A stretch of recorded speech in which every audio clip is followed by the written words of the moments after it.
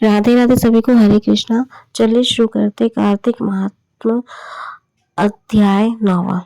जो पढ़े सुनेगा इसे वाह होगा भाव से पार। श्री हरि की कृपा से लिखाते रहना 9वां अध्याय का सार।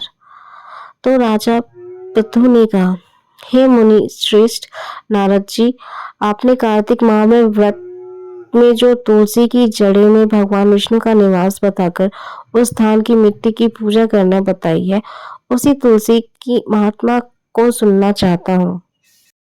तो कृपया करके आप मुझे बताइए कि वह कहाँ से उत्पन्न हुई, या बताने की आप कृपा कीजिए।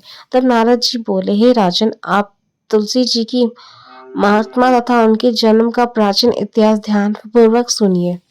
एक बार देव गुरु बृहस्पति और देवराज इंद्र भगवान शंकर के पास दर्शन करने के लिए कैलाश पर्वत गए। तब भगवान शंकर ने अपने भक्तों की परीक्षा लेने के लिए जटाधारी दिगंबर का रूप धारण किया। उन दोनों के मार्ग पे अवरोध उत्पन्न किया। यद्यपि वहां तेजस्वी, शांत, लंबी भुजा और चौड़ी छाती वाले गौरवन अपने विशाल नेत्रों से युक्त तथा सिर पर जटा धारण किए वैसे ही बैठे हैं।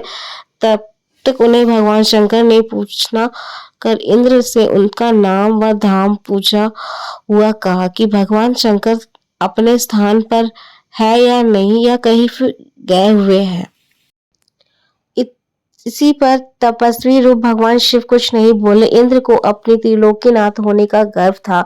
उसी अहंकार के प्रभाव से वह चुप किस प्रकार रह सकता था। उसने क्रोधित होते हुए उस तपस्वी को धुंकार कर कहा, अरे मैंने तुझसे कुछ पूछा है और तू उसका उत्तर भी नहीं देता। मैं अभी तुझ पर वज्र से प्रहार करता हूँ, देखता हूँ तुझ दुर्मति की रक्षा कौन करता है। इसी प्रकार जैसे ही वह इंद्र ने जटाधारी दिगंबर को मारने के लिए अपने हाथ में वज्र लिया, वैसे ही भगवान शिव ने वज्र सहित इंद्र का हाथ स्तंभित कर दिया और विकराल नेत्र से उसे देखने लगे।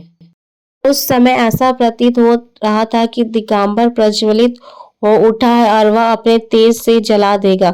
भुजाएं स्तंभित होने के कारण इंद्र दुखित होने के साथ साथ अत्यंत कुपित भी हो गया, परंतु उसने जटाधारी दिगंबर को प्रज्वलित देख बृहस्पति जी ने उन्हें भगवान शंकर जानकर प्रणाम किया और दंडवत होकर उनकी स्तुति करने लगे। बृहस्पति भगवान शंकर से कहने लगे, हे दीनानाथ, हे महादेव, आप अपना क्रोध को शांत कर लीजिए और इंद्र की इस अपराध को क्षमा कीजिए। बृहस्पति की यह वचन सुनकर भगवान शंकर ने गंभीर वाणी में कहा, अपने नेत्र से निकली हुई क्रोध को जिस प्रकार रोकूं। तब बृहस्पति ने भगवान से कहा, आप भक्तसल नामक सार्थक करते हुए अपने भक्तों पर दया कीजिए।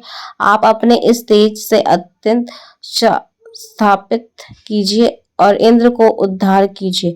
तब भगवान शंकर गुरु बृहस्पति से बोले, तुम मुझे तुम्हारी श्रुति से अत्यंत ही प्रसन्न हो। तुमने इंद्र को जीवन दान दिलवाया है।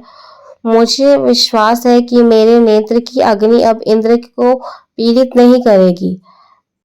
बृहस्पति की इस प्रकार कहकर भगवान शिव अपने मस्तक से निकली हुई अग्नि की तेज को अपने हाथ में ले लिया, फिर उसे क्षीर सागर में डाल दी।